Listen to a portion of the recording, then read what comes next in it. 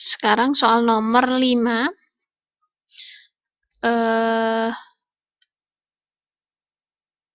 Nomor 5 seperti ini.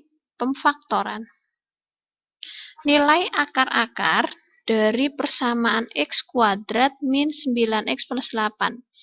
Jadi ini mencari akar-akar bisa dengan 3 cara. Yang pertama pemfaktoran, yang kedua rumus ABC, yang ketiga melengkapkan kuadrat sempurna. Nah, biasanya lebih mudah kalau menggunakan pemfaktoran. Kita coba untuk yang pemfaktoran ya. Cara mencari bilangannya begini.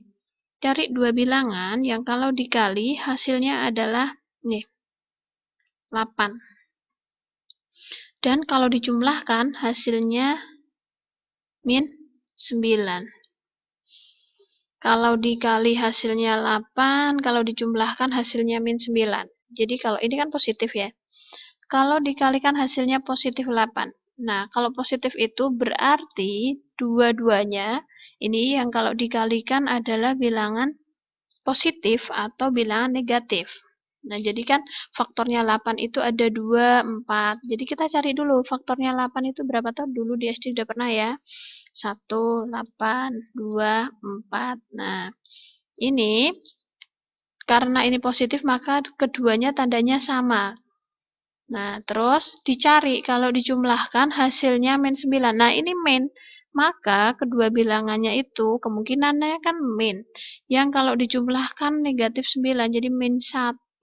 Kalau 2 sama 4 kan hasilnya 6 ya, bukan 9. Jadi kemungkinannya 1, min 1 dan min 8. Min 1, min 8. Coba kita cek.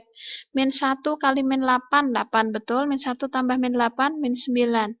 Betul, jadi nanti pemfaktorannya seperti ini. Faktornya adalah x min 1, jadi angkanya tinggal dimasukkan saja, x min 8. Lalu faktornya bagaimana? Akar-akarnya bagaimana? X min 1 sama dengan kan 0, x sama dengan 1, x sama dengan 1, betul. Terus yang x min 8 sama dengan 0, x sama dengan 8. Jadi kalau nggak 1, ya 8. 1 atau 8. Jadi jawabannya adalah yang B. Hati-hati ya, ini ada 1, 8, dan ini ada juga min 1, min 8. Jadi jangan langsung buru-buru kalau ini min 1, angkanya min 1, min 8, terus itu akar-akarnya, bukan. Tapi disamadengankan dulu dengan 0, x min 1 sama dengan 0, x sama dengan 1, x min 8 sama dengan 0, x sama dengan 8. Sekarang lanjut untuk nomor 6.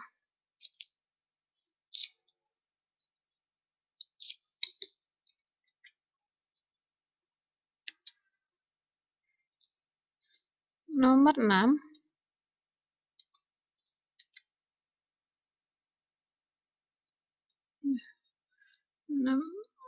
Nomor 6 seperti ini. Grafik fungsi. Gambar dari fungsi fx sama dengan x kuadrat plus 2x sama dengan 3 adalah yang pertama, ini A-nya positif. A-nya positif semua terbuka ke atas ya, dan semuanya terbuka ke atas. Terus A-nya positif, B-nya plus 2. Ini tandanya loh. Ini tandanya positif. Positif kali positif, positif.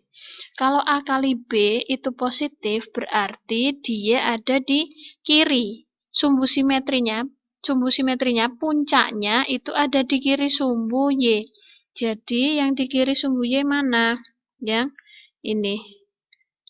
Kalau yang ini pas. Kalau pas seperti ini B-nya 0. Kalau yang ini di kanan, berarti A kali B-nya harusnya negatif. Yang ini juga di kanan. Nah, yang kalau dikali positif itu, yang di kiri sumbu Y hanya yang A. Seperti itu ya. Terus, lanjut.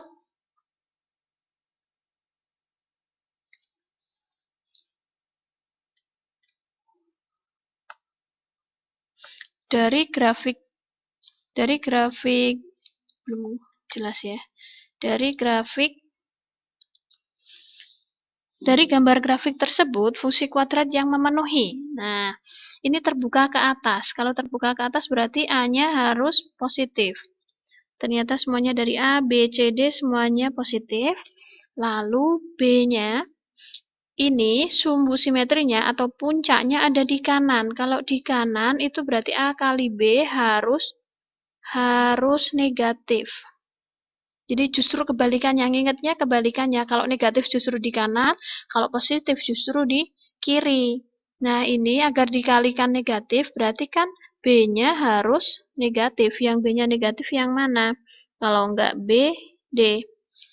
Terus, kemudian memotong sumbu Y-nya di mana ini? Di Y positif. Kalau memotong sumbu Y di positif, berarti C-nya positif. Ini dua-duanya positif. Di angka berapa? Ini 1, 2, 3, 4. Ini 4. Maka jawabannya adalah yang D. Ini angka 4 ya. Seperti itu untuk grafik fungsi kuadrat. Jadi yang harus diingat kalau kalau grafik fungsi itu intinya kalau A-nya positif, A-nya positif itu terbuka ke atas, kalau A-nya negatif terbuka ke bawah. Kalau A kali B-nya positif, itu justru di kiri, puncaknya di kiri, bisa seperti ini, bisa seperti ini. Kalau negatif justru di kanan, kanannya sumbu Y, kanan di sini, boleh sini, yang penting dia di kanan. Lalu C-nya, C itu memotong sumbu Y-nya, di positif atau di negatif. Terus nanti tentang D. D itu nanti kalau sama dengan 0, kalau D-nya sama dengan 0, berarti nanti menyinggung sumbu Y. Bisa gini, bisa juga gini. Menyinggung sumbu X. Kalau D-nya kurang dari 0, dia ngambang. Bisa seperti ini, bisa juga seperti ini. Jadi nggak motong sumbu X. Kalau D-nya lebih besar dari 0, dia motong sumbu X-nya di 2 titik. Bisa seperti ini, bisa juga